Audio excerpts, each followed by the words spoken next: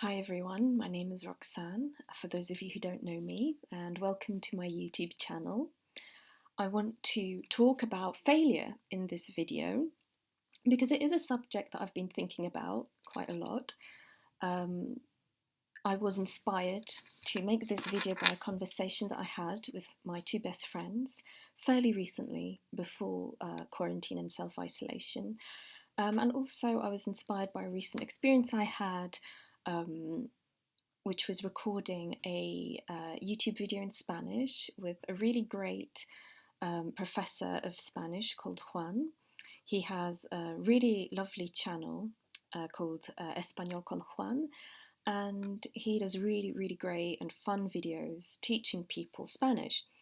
And I heard that he wanted to speak to some students of Spanish and interview them about their experience of learning Spanish. So I wrote to him and said that I'd be interested in taking part in such a video. And we filmed an interview in which we talked in Spanish, and Juan uploaded it to his channel. And for me, that experience made me think about the concept of failure because it was a test for me to really be vulnerable and show people on YouTube what my level was of Spanish and just expose the fact that, you know, I do forget some words and I do forget grammar, and it was a vulnerable experience. And it made me think about how we see failure and success. Because I want to do everything perfectly, I tend to see success as being something that is perfect. You know, you do something perfectly, so you're successful at whatever it is that, you know, you're doing. And I think that success doesn't have to equate to perfection. That video that I made with Juan did attract some criticism and people who didn't like it, which is fair enough. And I did know that when I made the video that there was a risk of that happening. So it was a conscious decision that I made that, oh, you know, I will do the video even though it's possible that people won't like it. And for me, that was a personal success because I overcame my fear and I overcame my own ego as well. And that for me was an important experience. So I thought, well, you know, I might as well make a video where I talk candidly about failure and success and my thoughts about it and my ideas and, you know, see whether it resonates with some people and maybe it can help people and maybe it would be interesting for others to listen to. So I hope that before we begin that you enjoy this video and that you do find that it's helpful and useful for you in some way. So, another disclaimer I want to add is that I have been thinking about this for some time and I've read a lot and watched a lot of things and talked with a lot of people who have influenced me and shaped my ideas and my thoughts, and I do, you know, I'm inspired and influenced by others, and sometimes it's hard to tell when someone else ends and you begin, in a way, I think, with the development of certain ideas. So it's hard for me to really pinpoint when I start thinking about this and what provoked me to think about this, as well as who's been my most dominant influence. It can be hard for me to really analyze that and determine how this all kind of started for me. But there are a lot of really wise people out there and a lot of great books, and I'll see if I can link to some or describe some in below. So I'll try and get round to figuring out who inspired me and seeing if I can list them below. I will be talking candidly and quite spontaneously, so I apologise in advance if this seems a bit rushed or if it's chaotic. These are my first videos, and I'm not used to making videos or to talking in such depth about my thoughts. So these are like tryouts for me. These are the first, small steps into the world of YouTube. Anyway, without further ado, I will now start talking about my thoughts on failure, and yeah, just trying to dissect it. And I think that failure really is directly linked to success. So, in order to understand the notion of failure, we have to also analyse the idea of success. And I think success almost always is linked to what we consider powerful. So there are different types of power. There is social power, financial power, emotional power, the power of physical attractiveness, etc. And power can be demonstrated through things like money, talents, or skills. It can be whether or not we're in a relationship or single. We can derive our power from that. We can derive our power from our age, from our weight, from the number of children we have, or from the accomplishments of children. Basically, we can almost derive power from anything, you know. And if these things indicate various types of success, so for example, oh, you know, I'm successful because I have a family, or I'm successful because I earn X amount of money, then the idea of failure would be based around not having that, or having perhaps less of that. So failure in this context would be not conforming to a certain standard or idea about the way life should be for us. So not having X power is something wrong, therefore that is a failure. So that is the first idea that I was thinking of. And now that we have outlined these types of power, we can dissect the idea of power itself.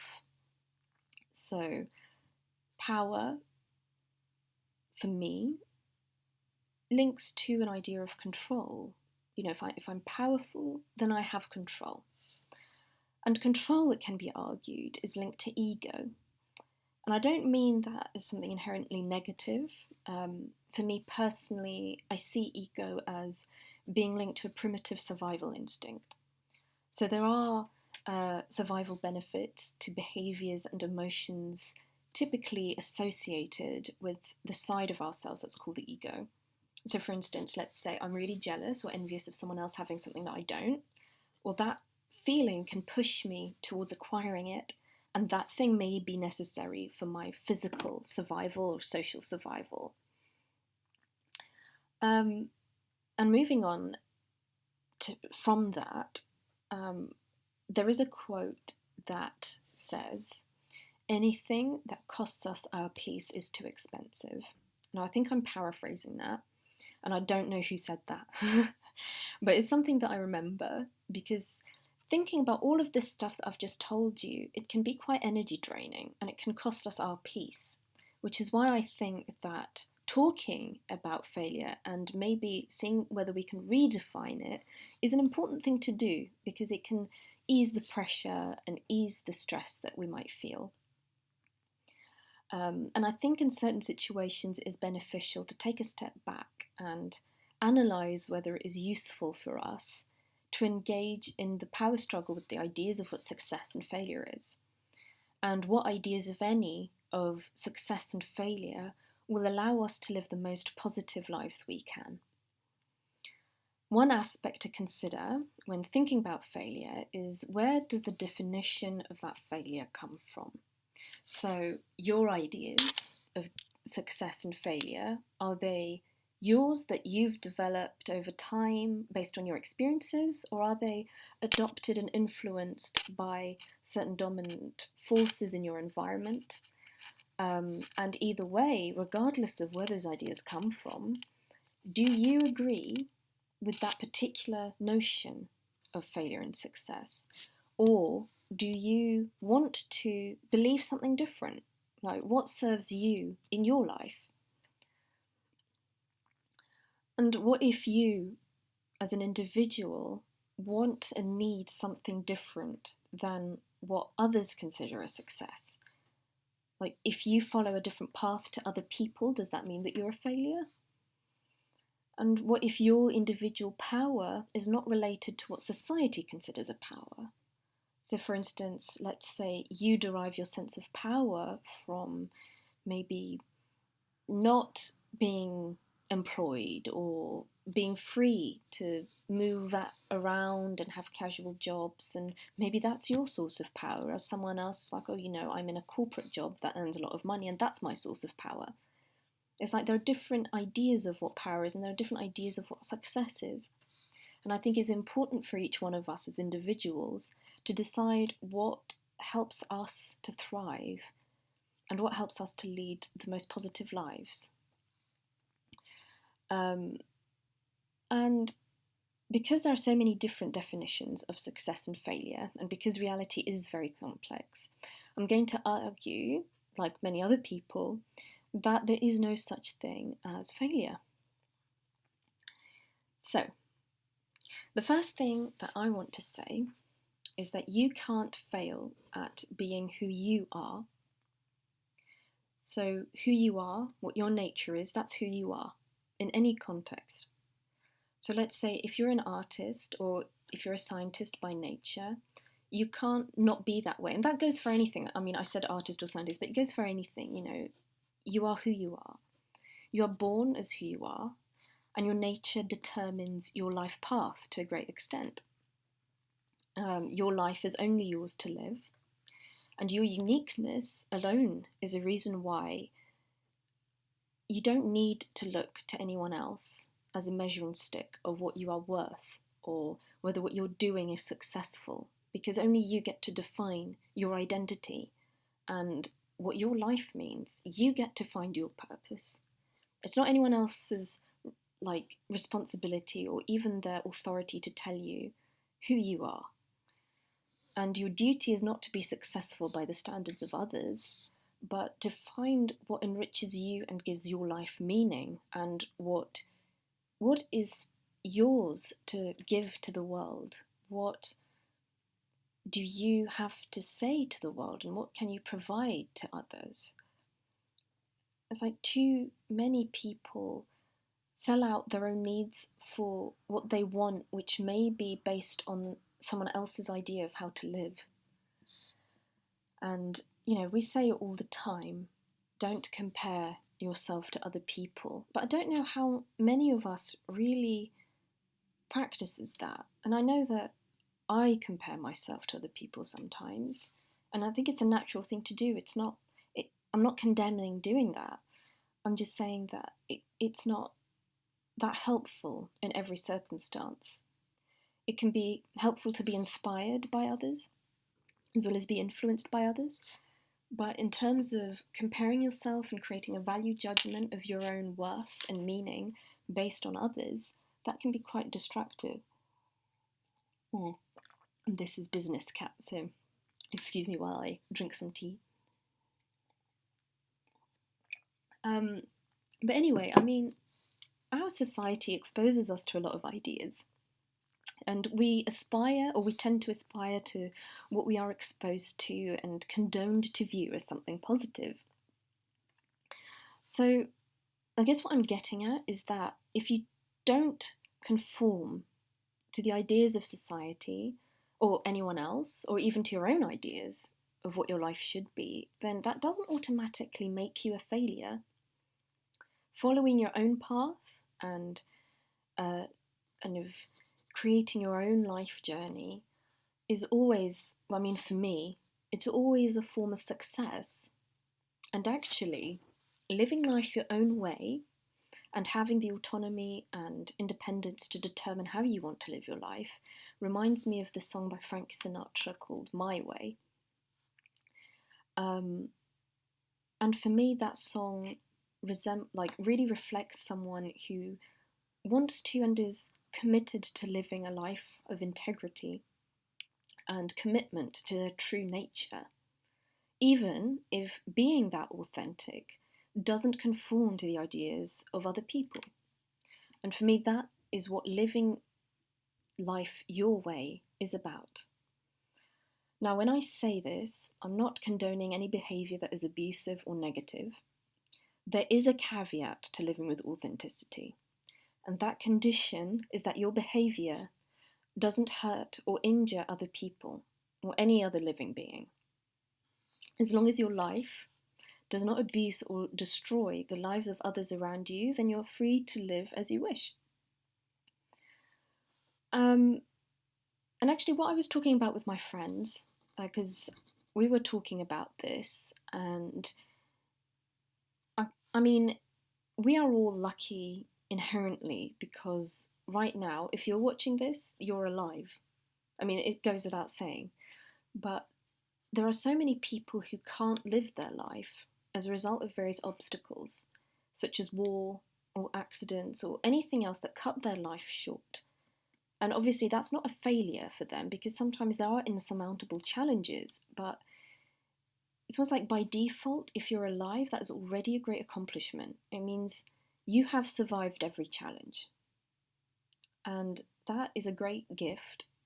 And the fact that you are choosing to live and choosing to survive, in spite of great obstacles and challenges, is an accomplishment and a big deal, and can be seen as a success in itself. So it's almost like there is no pressure at all by default, because whatever you do, it is already successful. I mean, if we see that survival itself is successful, then whatever you're doing, you already have a success in some arena, you know. And this leads on to my next point, which is that once we approach life as a game, in which failure is impossible, no matter which choices we make, then there is no pressure and there is no stress. Because, like I said, whatever choice we make is already a success for us, and it is already something positive because we're alive. Now, saying this, there will always be misunderstandings, and there will always be people who have different ideas to us. And there will always be people who criticise and who don't understand your journey and who think you should be doing something different than what you're doing. And this kind of scrutiny is lifelong. I do believe that it's something that is inescapable, and you're never going to please everybody. You need to know yourself well enough to only take in advice and opinions that positively let you grow and that are constructive and that are well-meaning and which give you the energy to improve and also give you a sense of enlightenment and insight, not shame or fear or despair. It can be rare to find people who understand your journey, and that is okay. The priority is that you understand your journey and you have clarity about your values and you are clear about what you care about and that you try your best and you know that what you're doing is your best.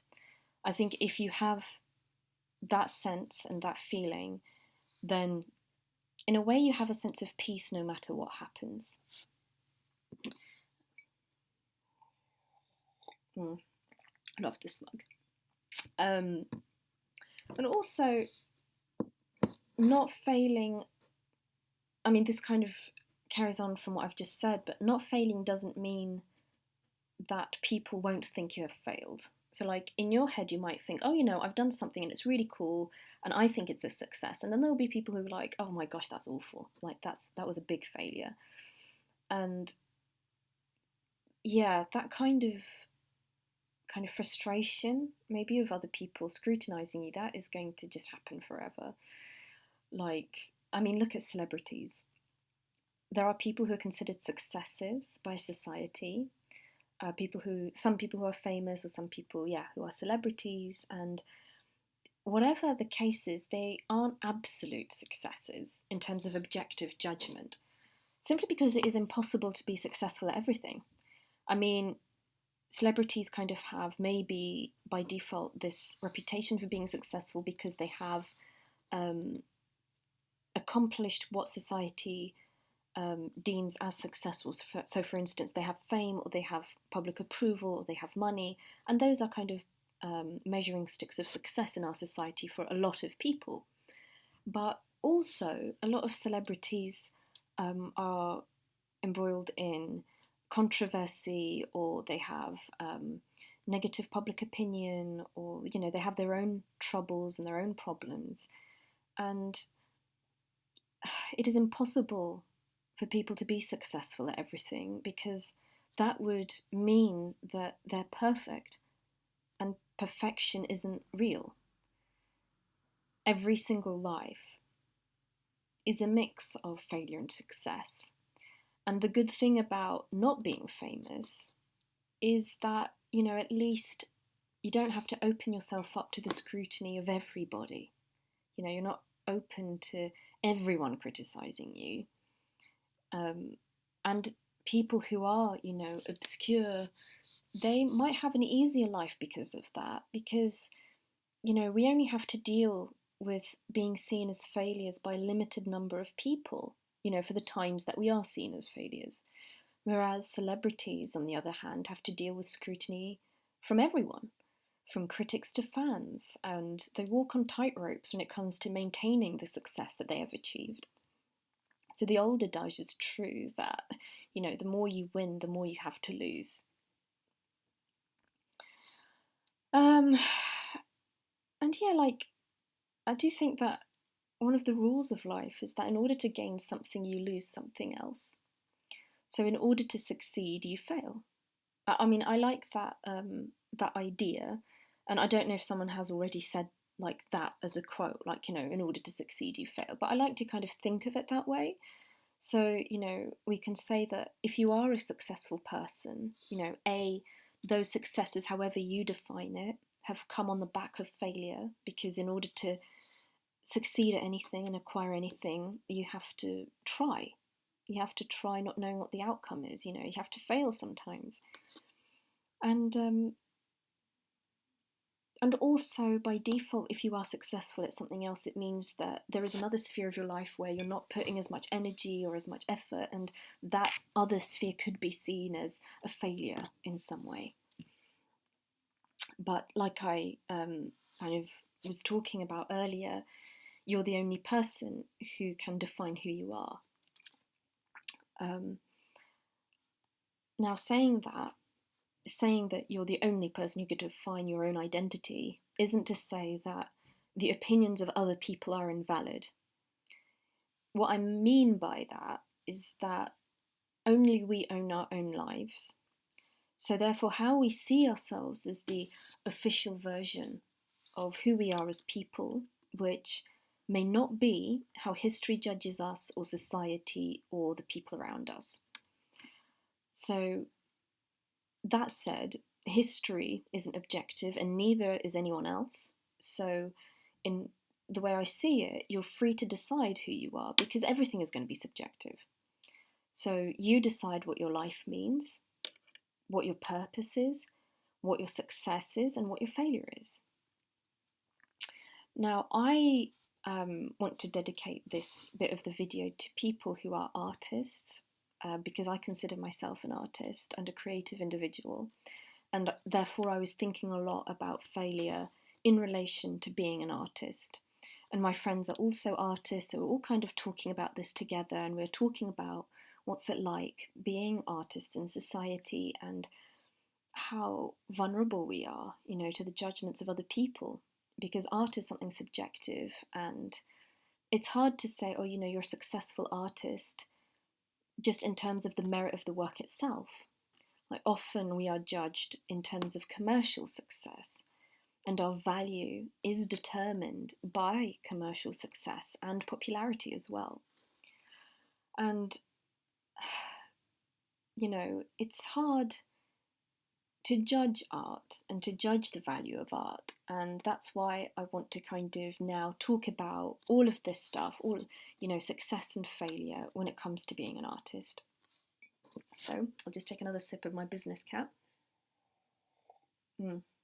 Love this comic, and actually there's green tea in this, so yeah, it's like, I love it.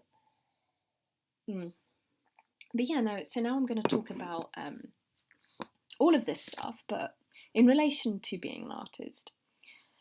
And like I said before, I mean, you are who you are. So if you're an artist, you're an artist regardless of your choices in life. So being who you are isn't something that can be taken away or value judged by other people. If you are an artist, you're an artist regardless of whether you produce work. You've got an artist's eye by default because you're born that way, you're born a creative individual. You have an artist's sensitivity and emotions. And deep down, I feel like we know who we are. Like even subconsciously, we have a sense of who we are, regardless of whether other people know that. So that inner voice is the truth of our existence. In a world where so much is judged on monetary profit and public popularity, many artists think that failure means to not be commercially popular or not be able to make a living from one's art. And where I live, and I think in most countries, capitalism is the dominant economic structure. This economic structure influences how people perceive what is positive and what is negative, what is successful and what is a failure. Within capitalism, the most important priority is profit. Therefore, what is positive equates to what is profitable. The reason behind this is that profit equates to power, like what I was talking about at the beginning of this video, the different forms of power.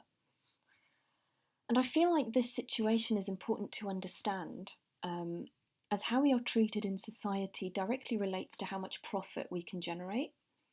Our worth and our value is tied into our commercial viability. It is why rich people are often seen as superior to people who have less money.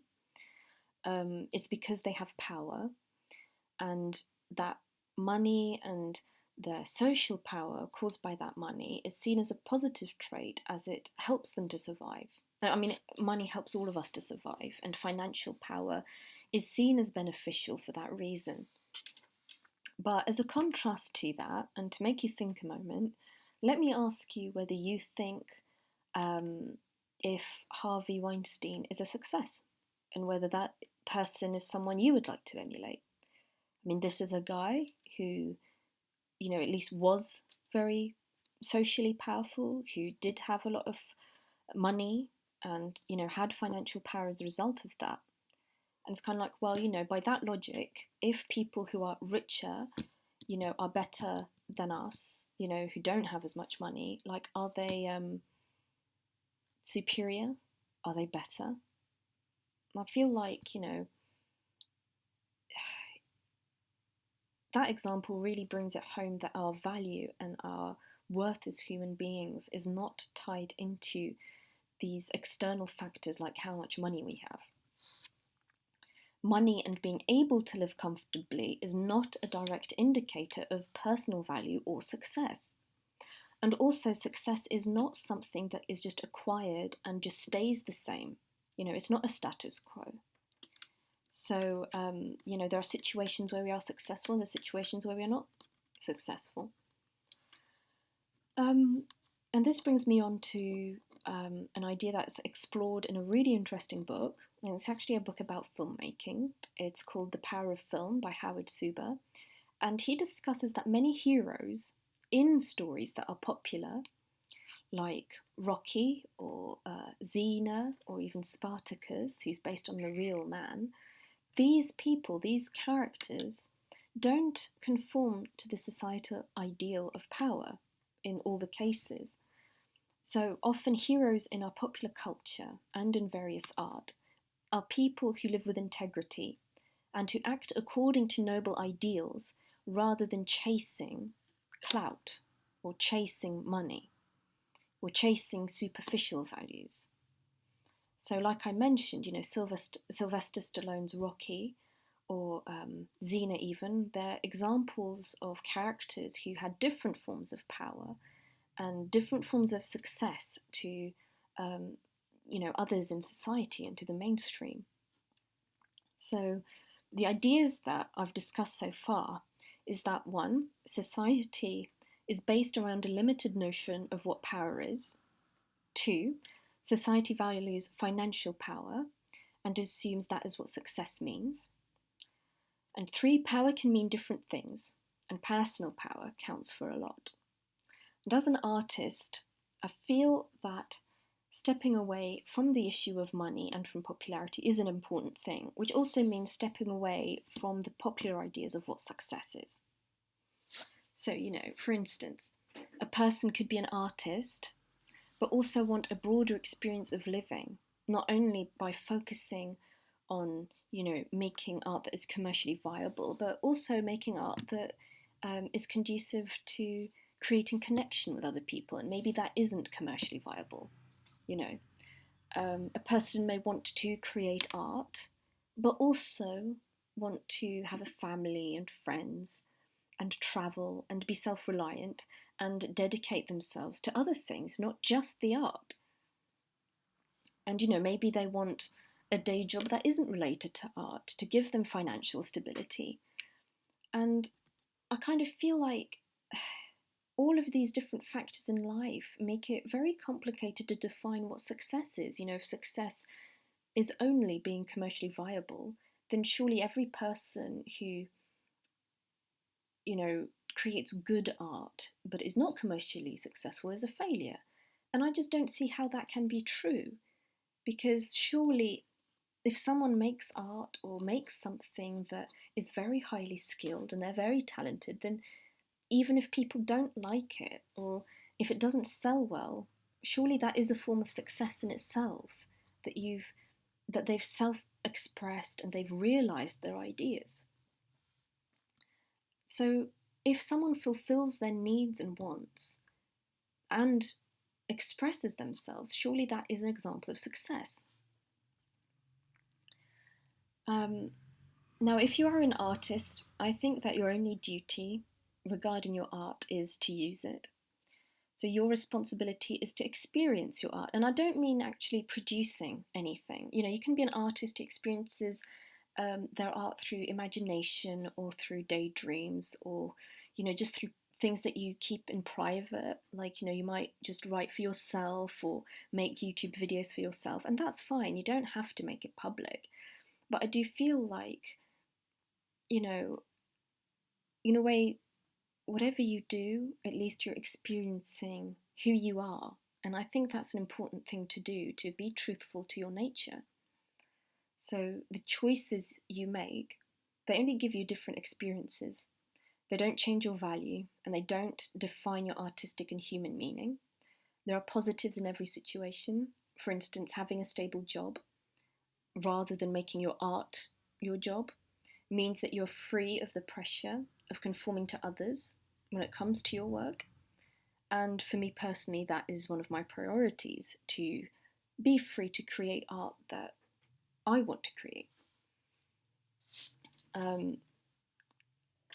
So it's like when you have commercial success, you can be seen as successful by society, but you also lose your autonomy in different ways. And I feel like the freest people have less to lose. Like, even though there's always some compromise in creating art, you have more liberty if you don't depend on others for your own survival, and you choose how far you go with what you compromise over in those situations. Whereas if you're an artist who does focus on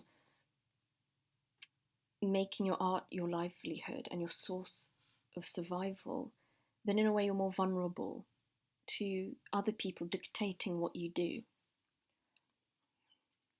And as artists, I feel that we have something to offer the world. And each of us has to think about how we can offer that to both live our lives in the most positive way and to give what we each have that is unique to us. Now, I don't think fame or popularity or kind of financial success is necessary to being a genuine and an authentic and a successful artist, actually. I feel like aspects of success such as fame, money, other people's validation and approval are outside of our control. It is nice to get validation and praise from others, but it isn't necessary in order to make something of meaning that will have artistic merit and allow for connection to happen. And I feel like art, people say this as well, that all great art, it gives something to people. It shows them something about humanity. It can teach people about what it means to be human. And it in a way, it kind of enlightens us and gives us more insight. And I subscribe to that way of thinking and to those ideas that art is supposed to offer something to people that will benefit them, and help them to, live more positively in some way. And I feel like if you focus on that, if you focus on what you can give to people rather than, what you can take from people in terms of, I put something out and that will make me popular or that will make me a lot of money. That's focusing on what you can take from people. But if you just focus on the thing itself, that, I want to create a work that matters and that gives people some sense of inspiration and insight and can make people interested in different things, or you give to people in some way, that in a way you're already ensuring success because you're focusing on something that is within your control. If all you want is recognition or money or things like this, then it sounds like your ego is driving your focus and your ambitions, and ego is an aspect of ourselves that is focused on taking. So if we shift the narrative and focus on what we can give rather than what we can take, then there is less stress and pressure, not only because it's in our control, but also I feel like it makes us feel good to, have purpose and meaning and to, to feel like we're benefiting other people. And that in itself, I feel, is a success if you do something that benefits others. So I feel like, there is so much more that I can say on this subject, and I might make a video later on about my other thoughts, but this already is a very long video. So in conclusion, I just wanted to say that, there are plenty of choices when it comes to our life, and what we choose and what we have control over is never a failure. And I feel like what happens outside of our control is just something that happened. It's not a value judgment on us. And I would say that, I would encourage people to not be afraid of taking chances and to really just put aside the ideas of what success and failure is.